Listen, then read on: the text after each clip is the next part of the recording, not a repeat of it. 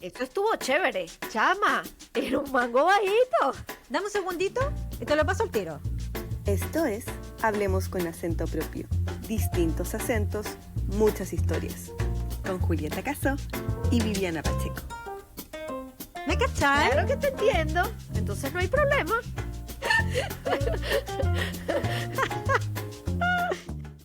Hola, bienvenidos a un nuevo episodio de Hablemos con acento propio.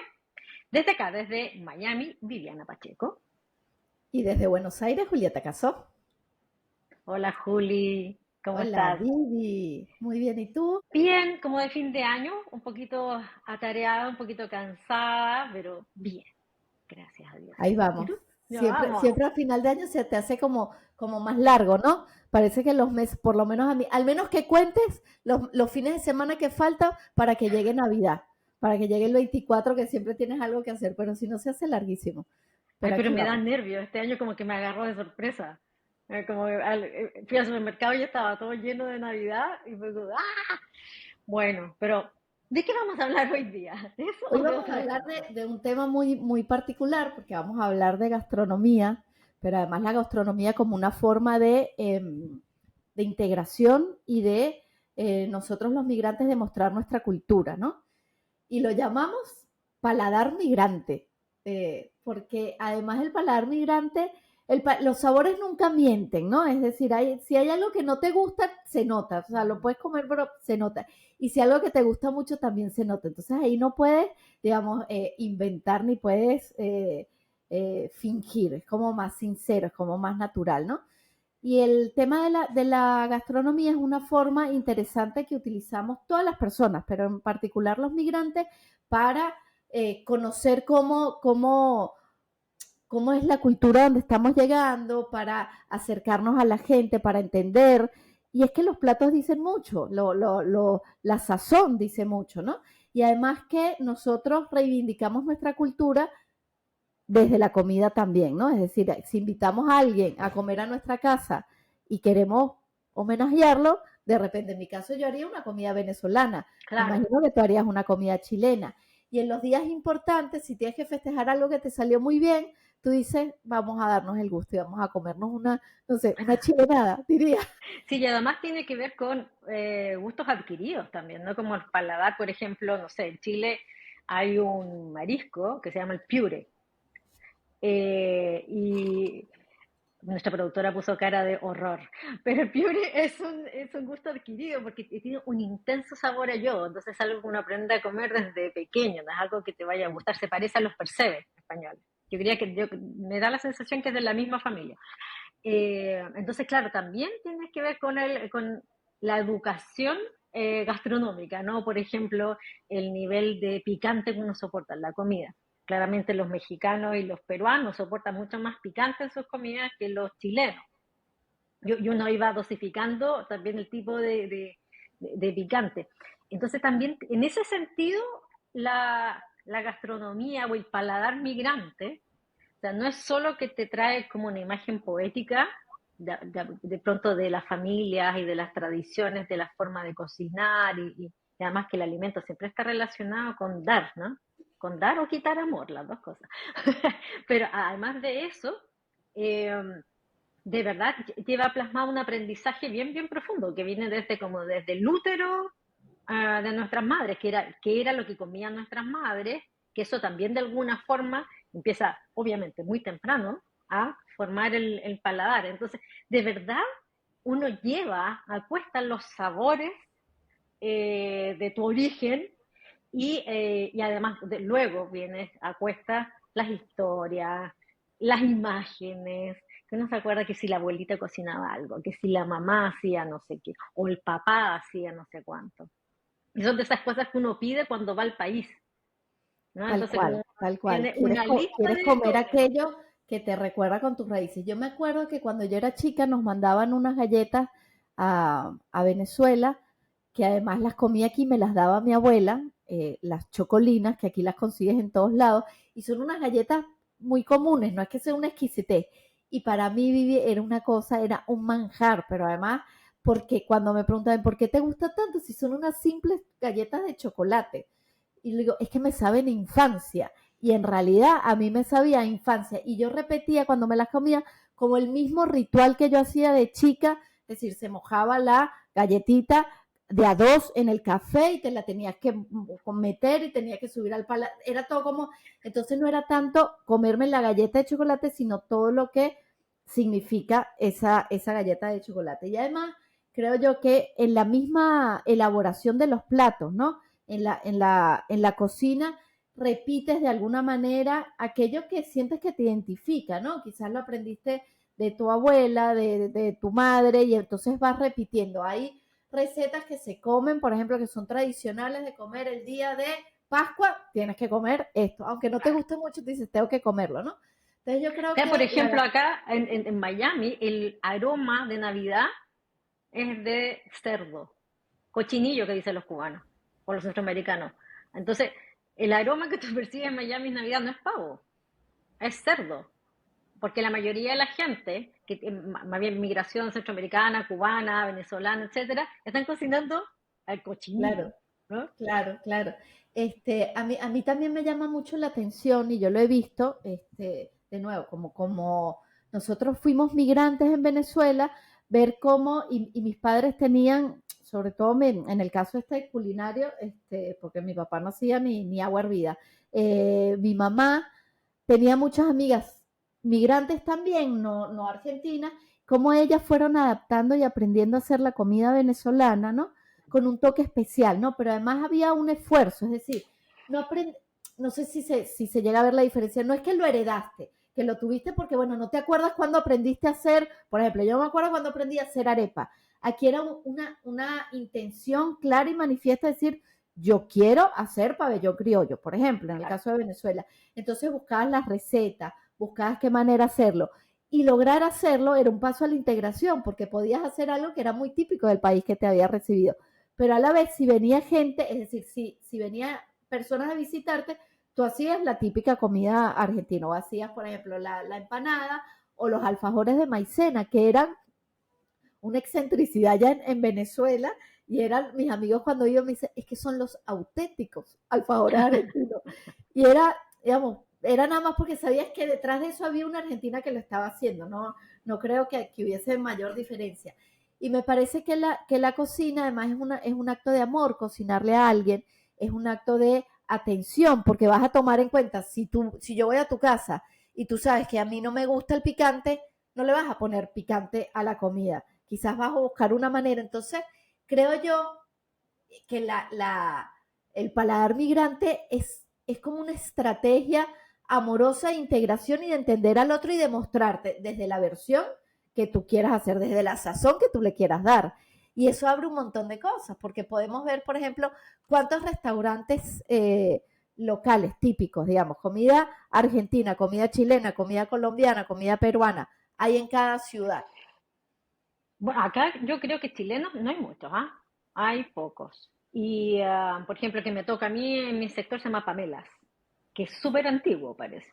Y efectivamente, como decías tú, cuando queremos hacer algo especial, cuando nos viene toda la nostalgia, el sabor chileno, ay, todos los niños, vamos a Pamela a comprar pan, por ejemplo. O a comprar un postre que se llama mote con huesillo, que es trigo con duraznos disecados que después se vuelven a hidratar con una mezcla entre té y azúcar, una cosa como un almíbar. Entonces, claro, cuando vamos a Pamela es para una situación especial. Por ejemplo, que viene mi hijo de vacaciones desde la universidad y antes de volver, no, hay que ir a Pamela. Y Se hace pasa como y una se tradición, compra como un cosas. rito, ¿no? Claro, y se compra cosas para llevarse a la universidad. Entonces parte cargado de chocolate Sanenús y distintos tipos de galletas y unas golosinas que se llaman cuchuflí. Además, lo bonito son los nombres, ¿no? El cuchuflí, que es como un cilindro de barquillo relleno con dulce de leche o manjar y a veces En bañado en realidad lo lindo de chocolate. los nombres es para ti que te recuerda eso, porque, digamos, Claro, se lo dice a otra persona, para que no sea chilena y por ahí Cuchuflí dice, es un cono relleno de dulce de leche, de repente, es algo tan normal, ¿no? pero además, claro, además tienen nombres las comidas que son particulares o el chancho en piedra, que es una comida que se llama, que no lleva chancho, o sea, no lleva cerdo, que en realidad es chancar en piedra. ¿no? Que es chancar en una piedra tomate con ajo, con un poco de cebolla, con un poco de perejil y sal, y tú chancas. Y parece que del chancar pasó a llamarse chancho, de que en vez de chancar, chancho, chancho en piedra, ¿no? Entonces, además los nombres de las comidas eh, también hablan mucho del idioma de origen, bueno, en nuestro caso también el idioma, por ejemplo, las arepas, ¿no? La arepa es un nombre, arepa, ¿qué significa arepa? ¿Por qué se llama arepa? Pero uno suena arepa y te suena inmediatamente Venezuela. Porque yo creo que además como la comida es algo que, a ver, no estaba ahí, es necesario, tú no te, al menos que quieras hacer como una reflexión, como estamos tratando de hacer nosotros en este episodio, ¿y de dónde vienen los nombres de esas comidas que para nosotros era tan natural, ¿no? Tan común. Pero además después de la comida hay rituales detrás de la comida, es decir, hay sociedades, hay países donde la cena es mucho más importante y se sienta toda la familia a cenar y se hace la sobremesa y se pone, digamos, no es un proceso nada más de alimentación, es un momento como una ceremonia, ¿no? En Venezuela se hace más con el desayuno, que además se desayuna más salado que dulce y no desayunas para salir del paso. El desayuno es un momento, digamos, como de tranquilidad, desayunas y después sales, ¿no? Y yo creo que hay que analizar todo porque la gastronomía y el sentarse a comer y elegir qué vas a comer también empieza a pasar desapercibido porque lo empiezas a hacer todo apurado, ¿no? Uno puede echar para atrás y decir, ¿hace cuánto no me siento? En mi caso, por ejemplo, yo salto mucho el almuerzo porque los horarios, el corre-corre del día, entonces, ¿hace cuánto no te sentaste a comer y no solo alimentarte, decir, bueno, dame algo, como y sigo, ¿no? Y cuántas cosas hacen los migrantes en ese sentido también, es decir, cuánto dejas de sentarte a decir, porque no tiene que ser caro, también hay una idea de que la comida No, claro. local tiene que ser cara y no tiene que ser así, ¿no? ¿Cuántas veces Lo difícil a veces, eso sí, es encontrar los ingredientes, porque a veces hay ingredientes súper particulares, que por eso te digo que uno lo encuentra en algunos emporios o en algunos como locales bien particulares en que está, yo que sé, algo que nosotros llamamos la chancaca, por ejemplo, para hacer sopaipilla. Mira, todos los nombres suenan a chino. La chancaca para hacer sopaipilla, que si yo le digo a cualquier persona no entiende nada, pero para hacer las sopaipillas pasadas, que te fijas que la sopaipilla es como, no sé, como un pancito de calabaza o de zapallo que decimos nosotros, como plano, y las puedes hacer saladas o las puedes hacer dulces, pero para hacerlas dulces las hacen con esta materia que se llama chancaca, que te quedan y le agregas azúcar y dulce. Entonces, claro, también te lleva a la búsqueda de los ingredientes, como es esto, no es necesariamente más caro, pero a veces es levemente trabajoso, si yo quiero hacer algo súper específico. Porque además capaz que tienes que ir para un lugar específico a buscar un ingrediente, un lugar otro, es decir, es una ceremonia, es un reconocimiento a tu cultura y a la cultura que te está recibiendo, donde estás viviendo, y yo creo que lo disfrutas desde el pensar, voy a hacer el plato típico y voy a comprar, por ejemplo, este ingrediente que es mejor en tal lado, este que es mejor en otro, y además a quienes invitas, o sea, si uno hiciera el ejercicio de decir, tienes que hacer una comida tradicional, ¿por qué elegirías esa comida? ¿A quiénes invitarías? Porque además uno también dice, invito a alguien que no lo ha probado y quiero que lo pruebe, o sea, quiero incursionar, meter a alguien más en la comida chilena o venezolana, o quiero homenajear a alguien que ya lo ha probado y lo quiero hacer para que lo vuelva a comer, ¿no? Entonces, detrás de todo eso hay como un montón de simbolismo, de decir, ¿qué quiero marcar yo con la comida, no?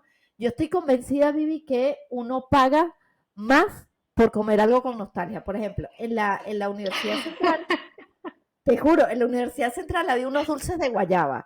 A mí no me mataba el dulce de guayaba, pero eran los dulces más, es como un dulce de membrillo, era un cuadradito así chiquitito, y los estudiantes, muchos, te traían como de regalo y te dicen, profe, tengo, entonces yo me los comía, pero en realidad en su momento no me mataba.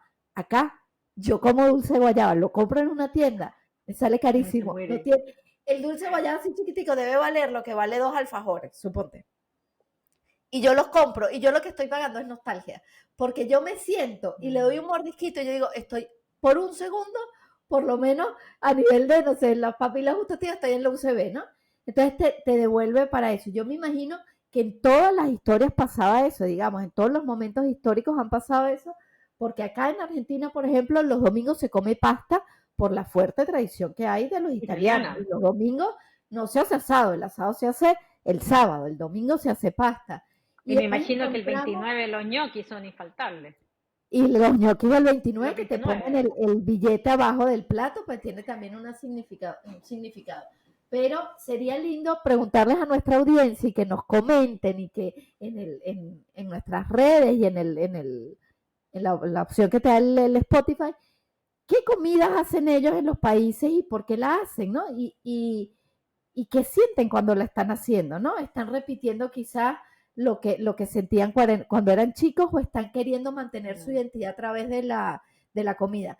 Porque es cierto que con el tiempo y con las dinámicas que vas teniendo, muchas de tus rutinas que tenías en tu vida cambian generalmente. Es decir, antes de que tus hijos se fuesen a la universidad, quizás la cena era mucho más preparada, claro. Te dedicabas más. Ahora si uno está solo, de repente dice, no me voy a sentar a preparar tanto, ¿no? Entonces yo creo que uno puede hacer una reflexión migratoria a través de qué estás cocinando, cómo estás cocinando, a quiénes le estás cocinando cuando cocinas para otros. Y fíjate, porque además despierta una cosa muy chauvinista, para que veamos lo importante que es la comida como bandera, ¿no? Como la cosa chauvinista. Cuando uno invita a alguien, ¿qué dices tú? Voy a hacer una comida especial de mi país. Entonces, por ejemplo, yo sé, humitas. Humitas apareció en los tamales, que esto es como una pasta de maíz. Entonces tú estás expectante que el otro te diga, ¿te gustó? ¿Te gustaron las humitas? ¿Cuáles son las mejores empanadas? ¿Las chilenas? Tú pones el caso al revés, tú ponte que te invitaron y no te gustó. Capaz que no le dices, porque sientes que es una ofensa, porque la otra persona lo hizo con tanta voluntad que te dice, sí, me gustó. ¿Quieres más?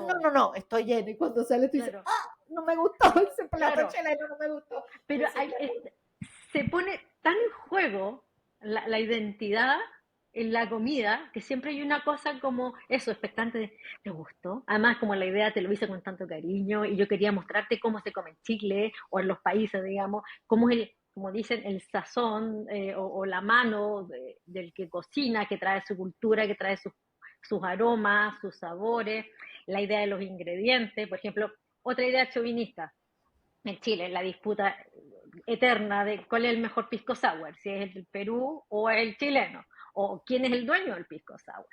O, por ejemplo, la idea de los vinos chilenos son los mejores del mundo, que yo cuestiono esa idea. A mí me gustan más los californianos, los encuentro más suaves. Pero yo no lo puedo decir, yo voy a Chile, no puedo decir eso. Cuando voy a Chile y me dicen, el vino chileno es el mejor del mundo. Sí, bueno, ahora ya todos se enteraron que yo creo que no. Ya te vas a tener un problema cuando viajes en diciembre a Chile, ya vas a tener algo que defender. Toda esa lucha como chauvinista de la comida, ¿no? Porque es una cosa también como lúdica, tiene una cosa lúdica súper interesante, tiene lo que dices tú, esta cosa amorosa, súper interesante, y cuando uno da amor, no quiere que te rechacen el amor bajo ninguna circunstancia, ¿no? Es un acto libidinal, de verdad. Entonces, tiene además toda esa cosa amorosa de vínculo, de buscar vincularse con el otro.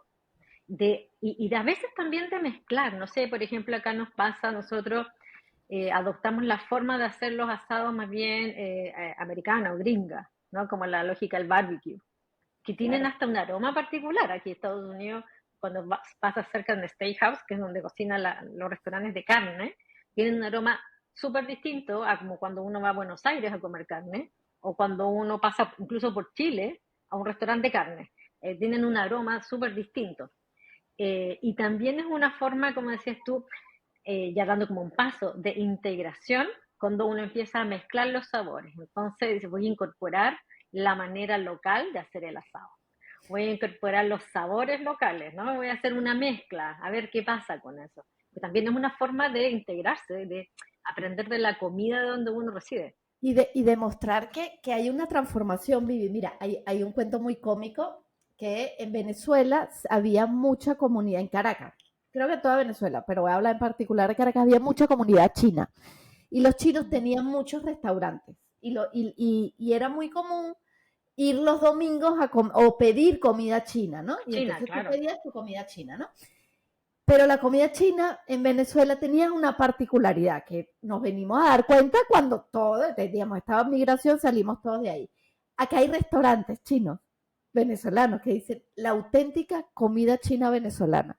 Porque en realidad el tema no es que es comida china, es que es comida china venezolana, porque evidentemente se habrán, digamos, los chinos que se fueron instalando pusieron algún toque particular. Me imagino que para gustarle a para que Claro. lo consumiera la comunidad venezolana, te hablo porque además son culturas muy distintas. Quizás tú dices la diferencia entre algunas comidas típicas, sí, de Chile, de Argentina, de Venezuela pueden cambiar.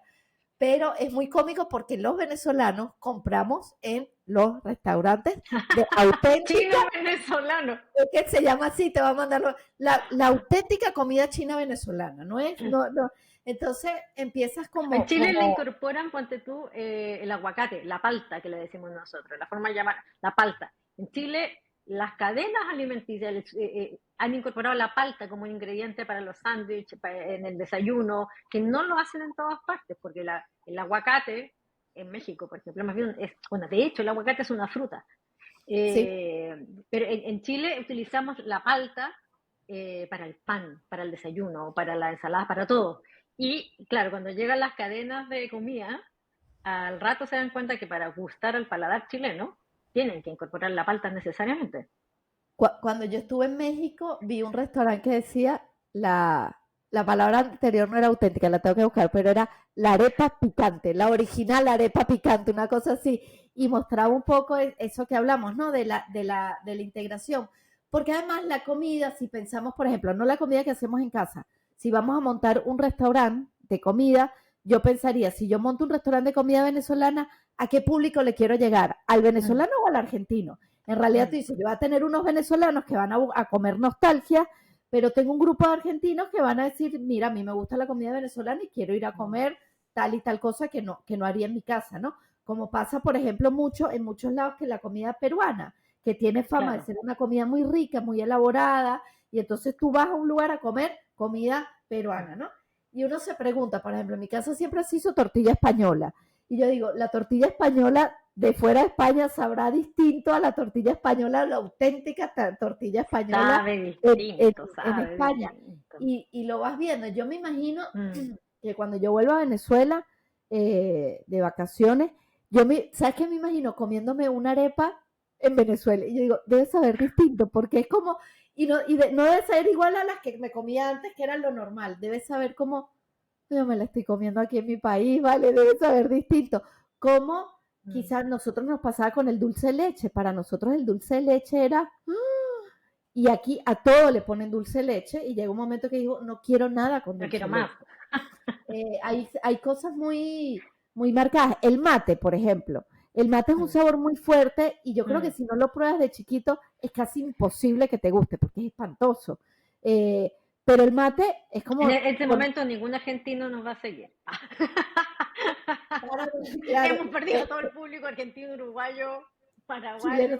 sí, sobre todo los uruguayos que toman más mate, pero en realidad es un sabor fuerte, es un sabor, vamos, Es fuerte, visualmente fuerte. también es feo, estás tomando como unos yuyos, porque el té te lo cierran en una bolsita, pero sabe a tradición y el argentino lo siente así y cuando te lo ofrecen tú lo tomas así, lo aprendes a tomar como un gesto hasta de me están incluyendo, me están dando el mate, ¿no?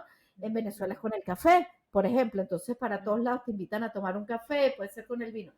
Yo creo, Vivi, que la invitación a nuestra audiencia es que pensemos, porque hay que frenarse, porque la comida está todo el día tenemos que resolver desayuno, almuerzo y cena, y somos Hay que madres más frenar. todavía.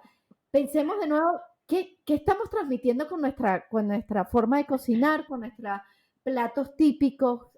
¿Cómo homenajeamos nosotros a nuestros connacionales y a los de la sociedad con qué plato, con qué nos gusta homenajearnos? Porque es muy lindo y creo que da para escribir algo, para hacer cosas, para hacer un recetario sobre el paladar migrante, porque además nosotros al probar un plato típico de un país somos un poco más objetivos que el mismo nacional, porque puedes decir, mira, sabe medio de aquí, de allá, como el que cata un vino, por ejemplo.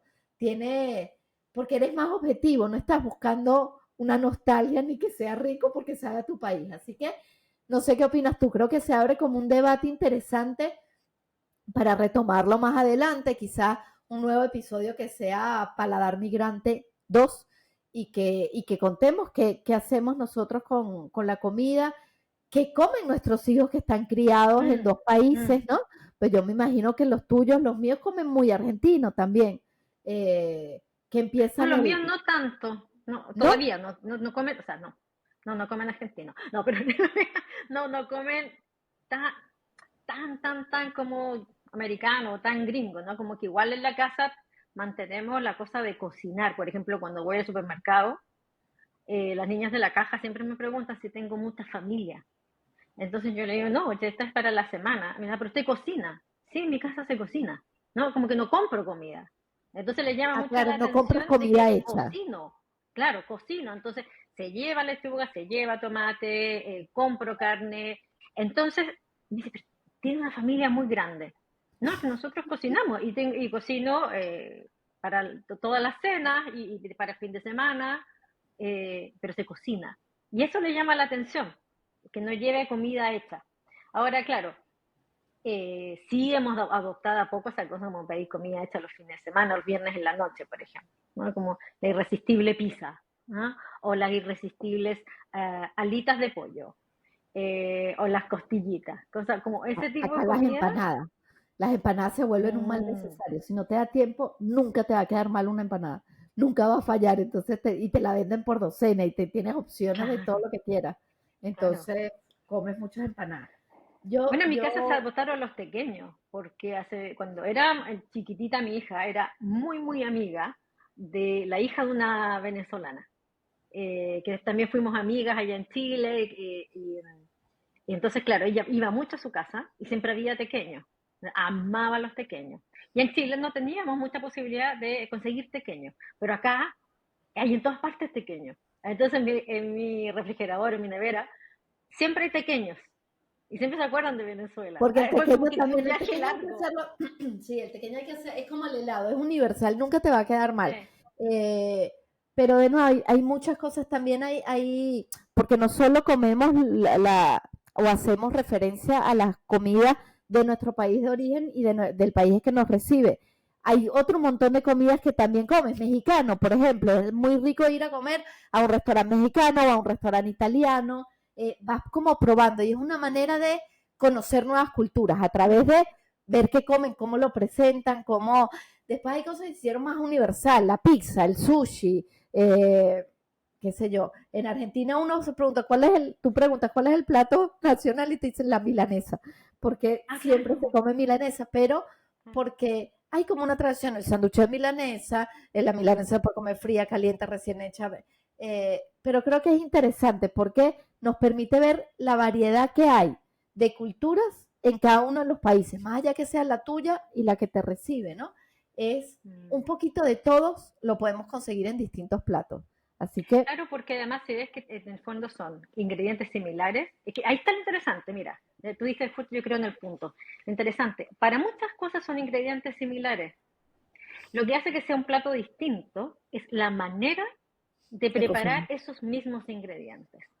Entonces, exactamente. cuando la diferencia es la manera, es esa manera, es eso lo que se llama cultura. Porque el ingrediente es Exactamente. el mismo, pero es la forma, la cantidad, el momento, no sé lo que es, incluso como cosas muy inefables, eh, ese proceso es el proceso cultural.